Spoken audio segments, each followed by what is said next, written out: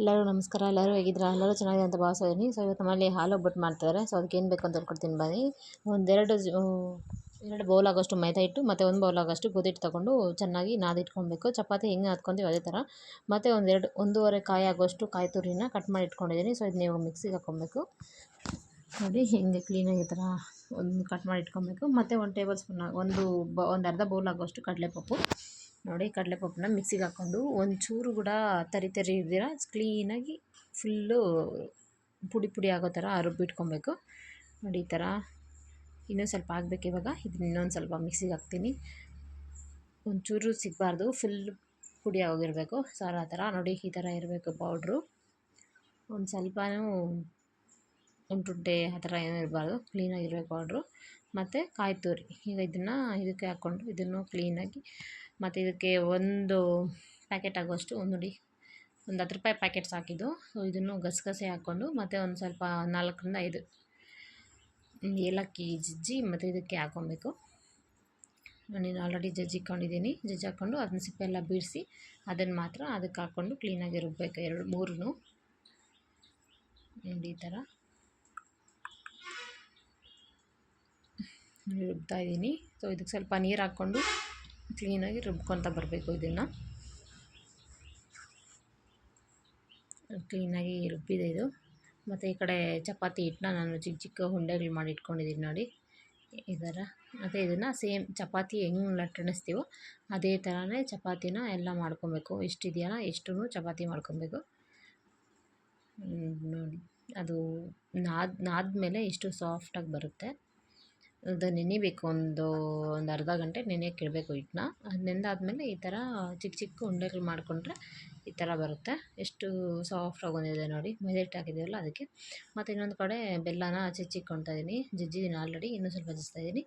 ಮತ್ತು ಇದನ್ನು ಪಾಕಕ್ಕೆ ರೆಡಿ ಮಾಡ್ಕೊಬೇಕು. ನೀರು ಹಾಕಿ ಕಾಯ್ತಾ ಇರುತ್ತಲ್ಲ ಪಾತ್ರೆ, ನೋಡಿ ಕುದೀತಾ ಇದೆ. ಸೊ ಇದಕ್ಕೆ ಹಾಕಿದ್ದೀನಿ ಬೆಲ್ಲ, ನೀರು.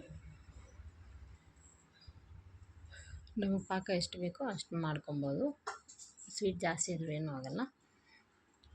ಮತ್ತು ಇನ್ನೊಂದು ಕಡೆ ಈ ಕಡೆ ಚಪಾತಿನ ಲಟ್ಟಾಡಿಸ್ಕೊಂಡು ಈಗ ಚಪಾತಿನ ಕ್ಲೀನಾಗಿ ತಿಕ್ಕಿ ಇಟ್ಕೊಬೇಕು. ಸೇಮ್ ಚಪಾತಿ ನಾವು ಹೆಂಗೆ ಬೇಯಿಸ್ತೀವೋ ಮನೆಯೆಲ್ಲ ಅದೇ ಥರ ಇದನ್ನು ಕ್ಲೀನಾಗಿ ಲಟ್ಟಿಸಿ ಇನ್ನೊಂದು ತಟ್ಟೆ ಒಳಗಡೆ ಹಾಕ್ಕೊಬೇಕು. ಎಲ್ಲ ಚಪಾತಿಗಳೂ ಥರ ಕ್ಲೀನಾಗಿ ನೋಡಿ ಈ ಕಡೆ ಎಲ್ಲ ಚಪಾತಿಗಳನ್ನ ಆಲ್ರೆಡಿ ತಿಕ್ಕಿಟ್ಕೊತಾ ಇದ್ದೀನಿ. ಒಂದು ತಟ್ಟೆಗೆ ಹಾಕ್ಕೊತಾ ಇದ್ದೀನಿ ಚಪಾತಿಗಳು.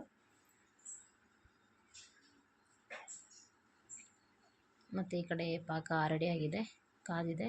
ಸೊ ಇದನ್ನು ಒಂದು ಜಾಲರ ತಗೊಂಡು ಕ್ಲೀನಾಗಿ ಸೋದಿಸ್ಕೊತಾ ಇದ್ದೀವಿ. ಬೆಲ್ಲದಲ್ಲಿ ಏನೋ ಇರುತ್ತಲ್ವ ಕಸ ಕಡ್ಡಿ ಎಲ್ಲ, ಸೊ ಅದನ್ನೆಲ್ಲ ಕ್ಲೀನಾಗಿ ಸೋದಿಸ್ಕೊಬೇಕು. ನೋಡಿ ಎಷ್ಟಿದೆ ಅದರಲ್ಲಿ ಅಂತ. ಅದಕ್ಕೆ ಬೆಲ್ಲ ನೀವು ಯಾವಾಗಲಾದರೂ ಮನೆಯಲ್ಲಿ ಏನಾದರೂ ಮಾಡಲಿ ಬೆಲ್ಲ ಸೋಸ್ಕೊಳ್ಳಿ, ಆವಾಗ ಕ್ಲೀನಾಗಿರುತ್ತೆ.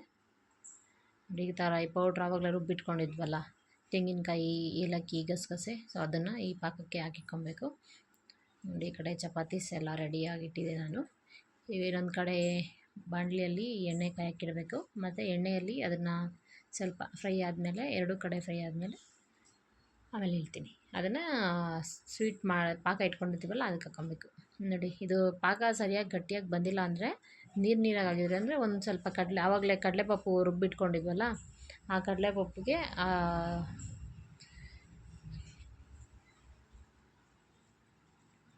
ಪಾಕನ ತಗೊಂಡು ಇದಕ್ಕೆ ಕ್ಲೀನಾಗಿ ಉಂಡೆಗಳೇನು ಇರ್ದಿರ ಕ್ಲೀನಾಗಿ ಮಿಕ್ಸ್ ಮಾಡಿ ಮತ್ತು ಪಾಕಕ್ಕೆ ಮಿಕ್ಸ್ ಹಾಕ್ಕೊಂಡು ಚೆನ್ನಾಗಿ ಕಲಾಯಿಸ್ಬೇಕು. ಅದನ್ನು ಮಿಕ್ಸ್ ಮಾಡಬೇಕು.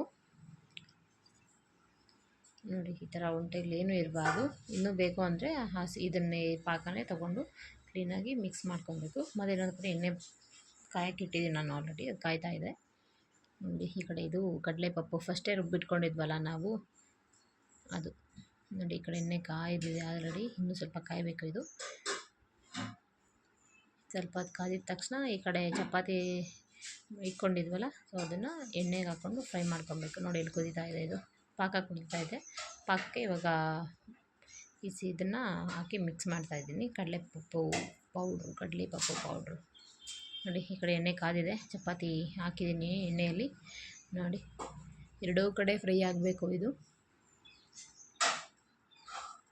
ಎರಡು ಫ್ರೈ ಆದಮೇಲೆ ಮತ್ತೆ ಅದನ್ನು ಎಣ್ಣೆ ಇಲ್ದಿರ ಕ್ಲೀನಾಗಿ ಎಣ್ಣೆ ಎಲ್ಲ ಡ್ರೈ ಮಾಡಿ ಮತ್ತು ಆ ಸಿರಪ್ಪಿಗೆ ಹಾಕಿ ಆ ಎರಡು ಕಡೆ ಅದನ್ನೂ ಕ್ಲೀನಾಗಿ ಅದರಲ್ಲಿ ಡಿಪ್ ಮಾಡಿ ಮತ್ತು ಇನ್ನೊಂದು ಪಾತ್ರೆಗೆ ಫೋಲ್ಡ್ ಅದೇ ಥರ ಮಡಚ್ಕೊಂಡು ಎತ್ತಾಕ್ಕೊಬೇಕು ಇನ್ನೊಂದು ಬೇರೆ ಒಳಗಡೆ ಪಾತ್ರೆಗೆ. ಇದು ತುಂಬ ಚೆನ್ನಾಗಿ ಬಂದಿದೆ ಟೇಸ್ಟ್ ಮಾತ್ರ.